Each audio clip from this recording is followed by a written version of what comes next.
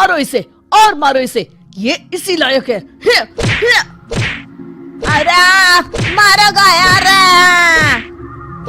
सरपंच जी, कालिया को चोरी करते हुए हम सब ने रंगे हाथ पकड़ा है। अब इसे गांव से बाहर निकाल देने में ही हम सबकी भलाई है। तो देर किस बात की है, अभी इसे धक्के मार के इस गांव के बाहर का रास्ता दिखा दो। अरे सरपंच ऐसा मत करिए, मुझे एक मौका और दीजिए, मैं दोबारा कभी चोरी नहीं करूंगा। लेकिन गांव वाले उसकी एक नहीं सुनते और उसे मार मार के गांव की सीमा के बाहर निकाल देते हैं। मेरी कमर दर्द के मारे मेरी जान निकली जा रही है। कमबख्तों ने जम के धुलाई की है मेरी। अरे भगवान करे इनके गांव में भूचाल आ जाए, धरती फट जाए और सब गांव वाले उसमें समा जाए। चलते चलते कालिया जंगल में पहुंच जाता है। उसे वहाँ एक प्रयोगशाला दिखाई देती है। अरे इस जंगल में ये अजीब सा दिखने वाला घर किसने बनाया है, चल कर देखना पड़ेगा। कालिया प्रयोगशाला के पास चला जाता है। दो वैज्ञानिक प्रयोगशाला में बातें कर रहे होते हैं। बधाई हो डॉक्टर चमन, आखिरकार हम दोनों ने मिलकर एक ऐसी घड़ी का आविष्कार कर लिया है जिसे पहनकर कोई भी इंसान गायब हो सकता है। हाँ, तुमने बिल्कुल सही कहा डॉक्टर चरमाटो। अब कल सुबह ही हम इस जंगल से निकल जाएंगे, लेकिन उससे पहले आज रात के खाने का बंदोबस्त करते हैं। हाँ, मुझे तो बड़ी जोरों से भूख लगी है, चलो चलते हैं। दोनों वैज्ञानिक वहाँ से चले जाते हैं। उनके जाते ही कालिया प्रयोगशाला में दाखिल होता है। अच्छा, तो ये बात है। कालिया बड़े से कांच के अंदर रखी घड़ी को बाहर निकाल लेता है और अपनी कलाई पर बांध लेता है। फिर घड़ी में लगा बटन दबा देता है। कालिया को एक जोरदार झटका लगता है। कालिया अपने आप को आईने में देखता है तो उसका पूरा शरीर पूरी तरह से गायब हो चुका होता है। अब तो जो चाहे वो कर सकता हूँ। सबसे पहले मैं उन सभी को सबक सिखाऊंगा। गांव वालों, मैं आ रहा हूँ। कालिया गांव की ओर चल पड़ता है। थोड़ी देर के बाद दोनों वैज्ञानिक वहाँ आते हैं। अरे ये क्या, लगता है कोई हमारी घड़ी चुरा कर ले गया है। ये देखो पैरों के निशान। अब क्या होगा, अगर वो घड़ी किसी गलत हाथों में पड़ गई तो अनर्थ हो जाएगा। तुम चिंता मत करो, हमारी घड़ी में जो बैटरी लगी है ना, वो सिर्फ 24 घंटे चलेगी। उसके बाद वो घड़ी काम करना बंद कर देगी। उधर दूसरी तरफ गांव में सरपंच अपने घर में सो रहा होता है। तभी एक आहट से उसकी नींद खुल जाती है। अरे कौन है वहाँ? बड़े मजे से सो रहा है, आज मैं तुझे नहीं छोड़ूंगा।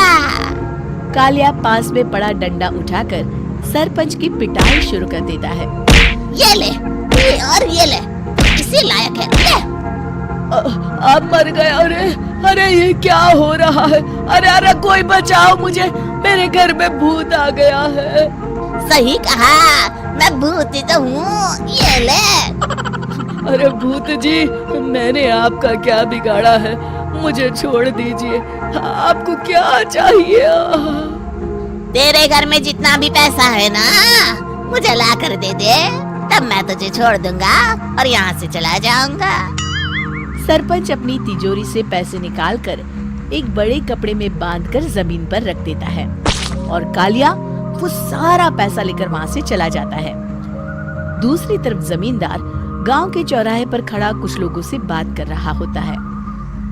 इस कमीने जमींदार ने भी मुझे बहुत पीटा था, इससे भी बदला लेना तो बनता है। हाँ? जमींदार अचानक अपने आप को चांटे मारने लगता है। अरे भाई ये क्या हो रहा है? जमींदार साहब, अब ठीक तो है ना? अरे मुझे नहीं पता भाई।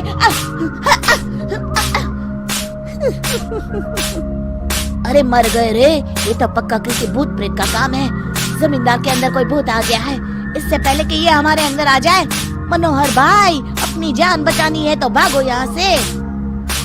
ये क्या? अरे बाप रे बाप, मुझे तो भूतों से बड़ा डर लगता है। मैं तो चला यहाँ से। अगली सुबह इस घटना से पूरे गांव में दहशत फैल जाती है। सभी गांव वाले आपस में बात करने लगते हैं। अरे भाई, पता नहीं कहाँ से हमारे गांव में एक भूत आ गया है। उसने कल रात को सरपंच और जमींदार की खूब पिटाई की और उनके सारे पैसे भी लेकर चला गया। हाँ भाई हाँ, ये भूत तो मुझे बड़ा अजीब लगता है। मेरी समझ में नहीं आता कि भूत उन पैसों का करेगा क्या। अरे तेल में पकोड़े बना के तलेगा बेवकूफ। इस बात की चिंता करके कहीं वो भूत हमारे घर में ना आ जाए। तुम बिल्कुल सही कह रहे हो आर्या, मैं भी इसी बात से घबरा रहा हूँ। अच्छा, अब मैं अपने घर जा रहा हूँ। तुम सब भी अपने अपने घर चले जाओ, उस भूत का कोई भरोसा नहीं है।